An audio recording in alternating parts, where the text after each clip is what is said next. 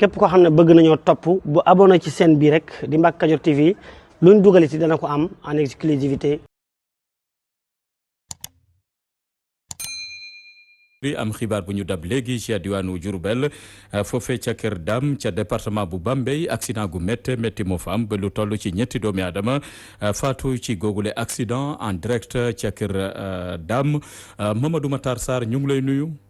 maa ngi lay fay Abdoulaye. accident googee mun nañ ci am xibaar gu yaatu nam fa bindook bakkan ya ca rot foofee ca Kër Dame féete ca département bu Bambey. waaw mbir mi mu ngi am ci boori 11h bu mu tegalee ay simili benn 7 place la ñu wax ne moo fañ sànjaafu benn camion ci fi tolloo ak Kër Dame boo génnee Diourbel di dem Bambey ci route nationale bi du nag ci autoroute Ila Touba bi waaye ci route nationale bi la ñu ne am na ñetti nit ñoo xamante ne xibaar yi ñu jot a jot ñetti nit ñoo xamante ne ñoo ci ñàkkagum seen bakkan am na juróom ñoo xamante ne am nañ ci ay gaañu mu di accident boo xamante ne nag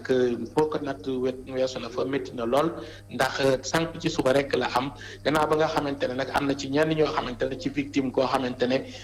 ñoom ñi nga xam ne ñoo am ay gaañu yóbbu nañ leen ci hôpital Indus bu Diourbel mbir mi nag mu ngi xew léegi ci boori 11h ci dëkk bu ñuy wax Kër Dame nekkee ci département bu Bambey maanaam boo génnee Diourbel di dem fi nga xamante ne moom moo di Bambey waaye nag du ci autoroute Ila Touba yoo xam naa dinañ leen ko toppal. asalaamaaleykum mbokk yi yéen ñi nga xam ne yéen a baaxoo ànd ak seen bii di Mbacke Kadior TV à partir d'aujourd'hui gën nañ koo yaatal ci YouTube bi